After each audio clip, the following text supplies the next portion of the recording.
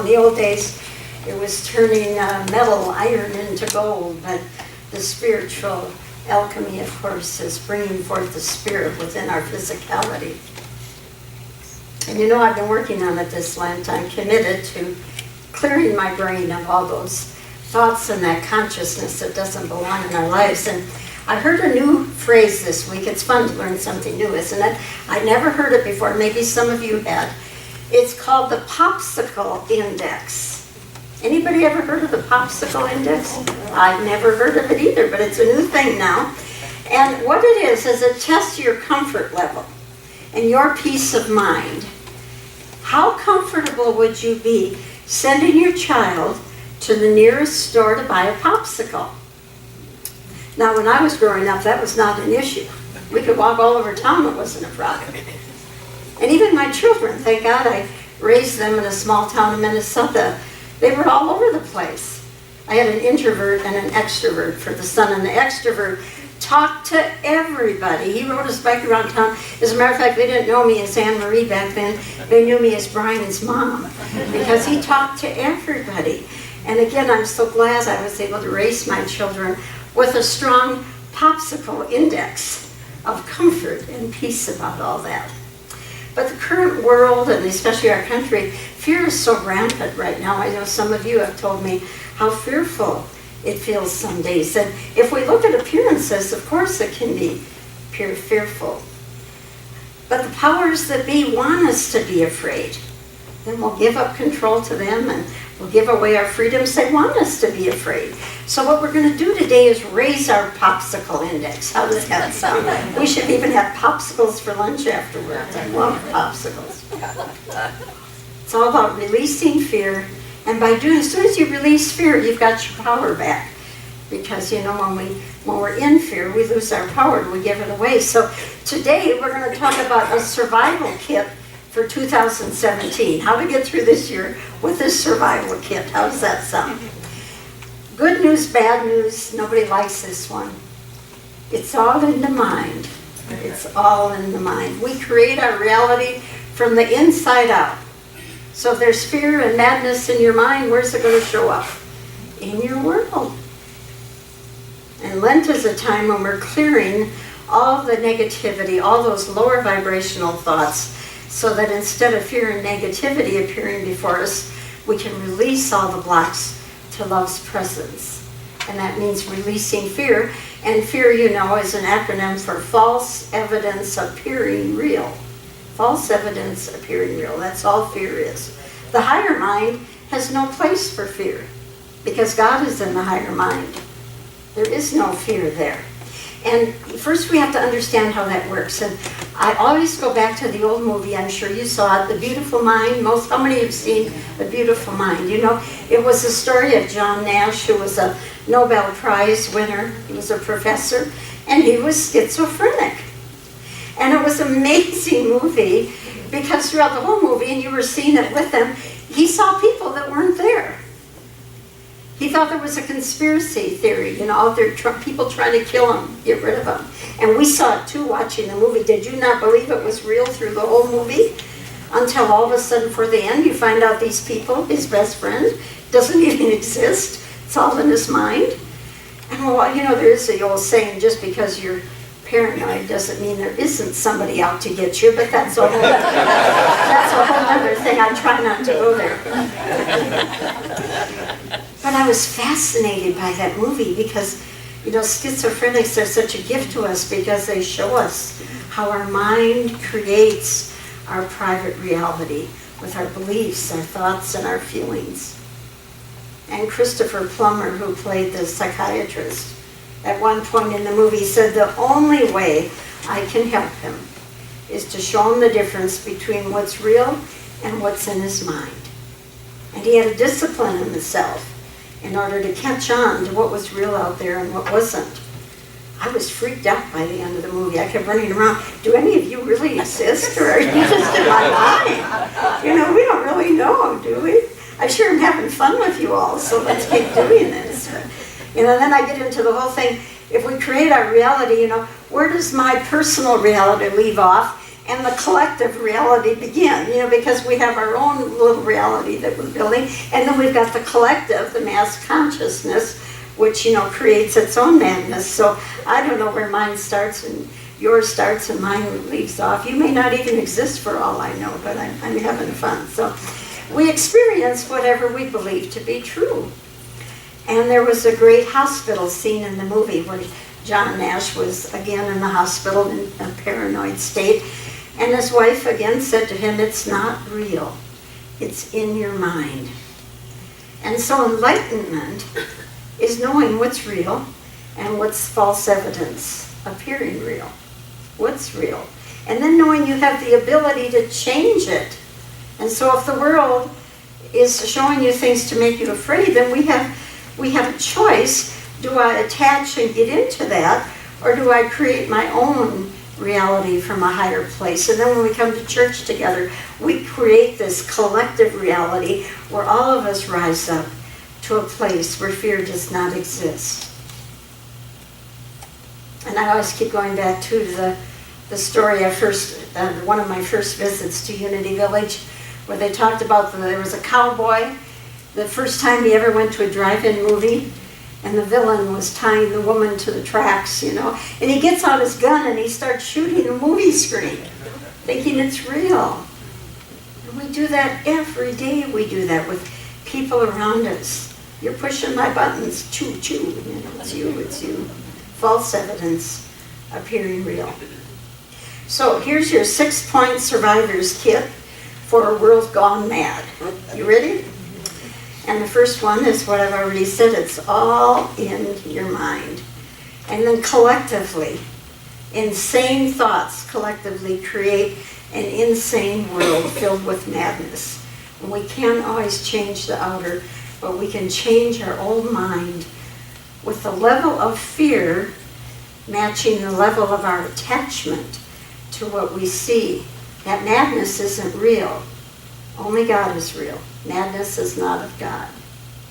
So we're passing through this world of form, and it's like watching a home movie. This is my home movie, and you have your home movies, and collectively we make another movie. So when we watch the news especially, we have to be careful not to attach to that as real, because the only true reality is above the fear. God is not in the lower reality. God is in the higher mind above it all. Which level is your mind in? What is in your mind more? I know I'm ashamed someday when my mind and thoughts get into the fear, the anger, the judgment, instead of being in that higher mind, keeping God in your mind first and foremost. So during Lent, I've been reading the Course in Miracles, which says, "Why should I continue to suffer from the effects of my own insane thoughts, when the perfection of my creation is my home? Let me remember the power of my decision and recognize where I really abide. I abide in the mind of God. And I just have to choose to live in that higher reality." The real beautiful mind is the awakened mind that always abides in the higher reality. My ego mind likes to perceive and abide in the world of duality with the false evidence that appears real. What a choice that is. So back to our survivor's kit. The second tool is don't buy into the hopelessness. Don't buy into I've been close at times to feeling hopeless, and I've always just had a thread of hope for me to hang on to that's made all the difference. But don't we get righteous in our worry? I have a right to be worried. Don't you see what's going on? We have a right to worry and be afraid. But you know what? We all know people who fall into mud and come up smelling like a rose, don't we? Even the Egyptians had a saying for that, only the Egyptians said it a little bit different. They said, you all know people that fall in a river and come up with a fish in their mouth. Jesus said, be in the world, but not of it. In other words, focus on the higher realms. Focus on God instead of the false evidence appearing real. And everything will turn out all right. Take your actions from the prompting of the Holy Spirit, not your ego's reactions. And when you do that, there's always hope. And there's a test we can all take this Lent every day. Remember, if God is in your mind, God is in your dream. So here's the test. Check in with your body right now. Is your body tense or is it relaxed? It's a choice. How about your mind? Is it peaceful and pretty still, or is it obsessive, racing thoughts going all over the place? How about your emotions? Are you calm or are you fearfully reactive? Which is it? Every day we should ask ourselves. And then use the denials and affirmations. This fear has no power over me. I do not give power to the fear. I am safe in the one. I am safe in the one presence, one power. Let's say that last part together. I am safe in the one presence, one power. Together again. I am safe in the one presence and the one power. And all we have to remember is the words from Galatians, one of the cutest biblical quotes. I think it's, don't frustrate the grace of God. Don't frustrate. And I'm always frustrating the grace of God. With my mind when it gets into worry and fear or judgment, that frustrates the grace. Or my body when I tense up. God can't move through if you're tense, holding on. Or when my actions come from wanting to control something or attack or defend. Emotional reactions frustrate the grace of God that's always here. So back to our handy-dandy survival kit. Number 3 is don't seek idols outside yourself. In other words, don't look out there for something to save you, to keep you safe. People, politicians especially, military, the financial world, none of that can keep you safe. The outer authorities will always fail us.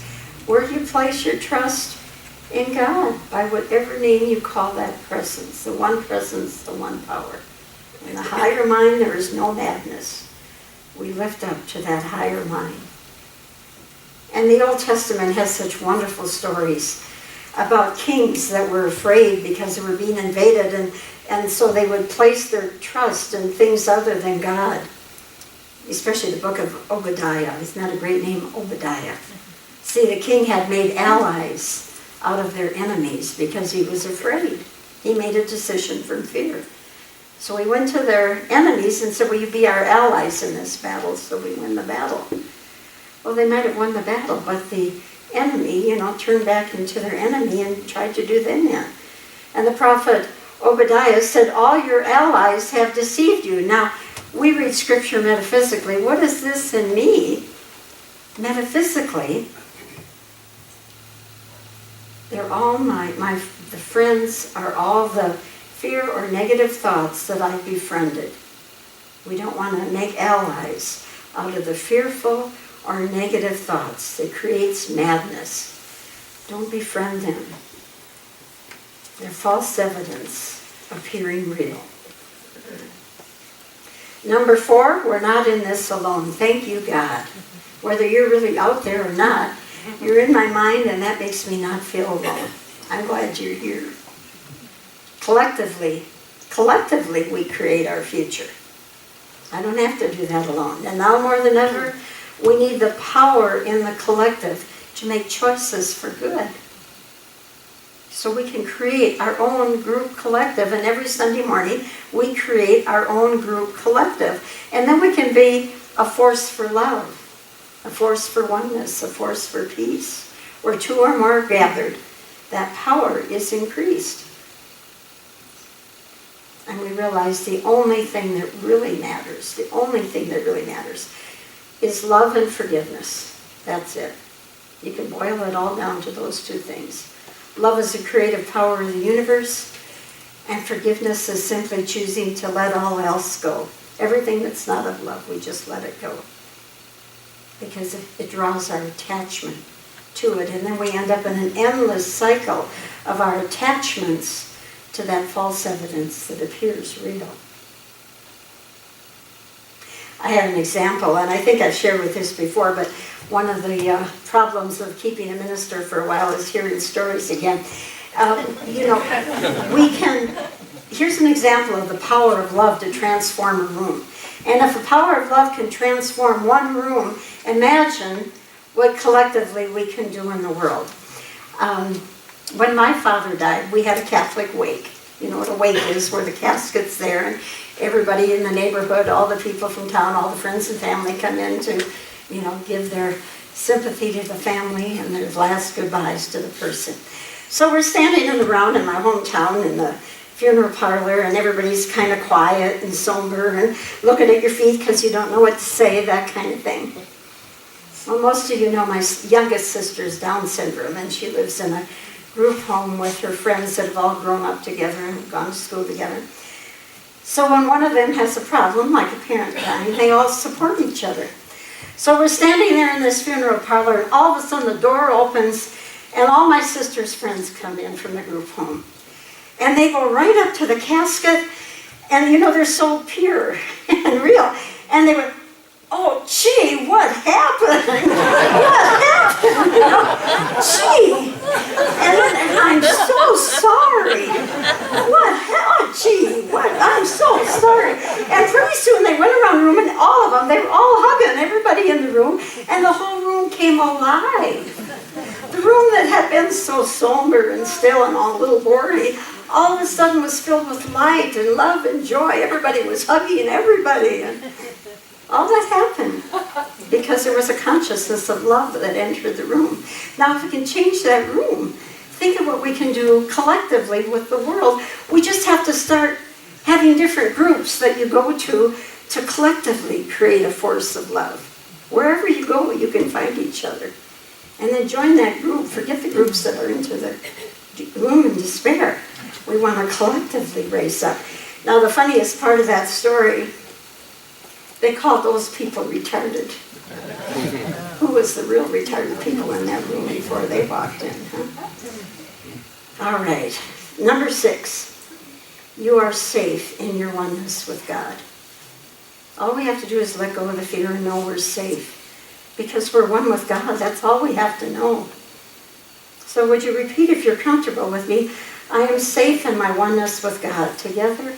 I am safe in my oneness with God. One more time. I am safe in my oneness with God. And then we can raise that Popsicle Index in our lives. Wouldn't that be wonderful to have such a strong Popsicle Index that you can go out in the world, talk to anybody, and feel totally safe? It's all in the mind. It's all in our mind. Let us take that into prayer. God, we are willing to heal our mind. We are willing to change and transform with the alchemy of spirit. So we lift our thoughts to you now.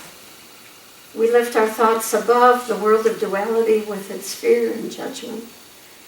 We hold our thoughts in that higher realm.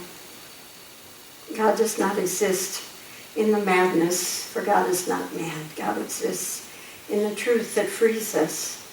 And we hold to our truths, we stand in them, and collectively we share them with the world till every heart and mind is awakened to the truth of our being. We are love itself. And we are blessed in so many ways as we say thank you, Father, Mother, God, in the nature of the Christ, and so it is. Amen.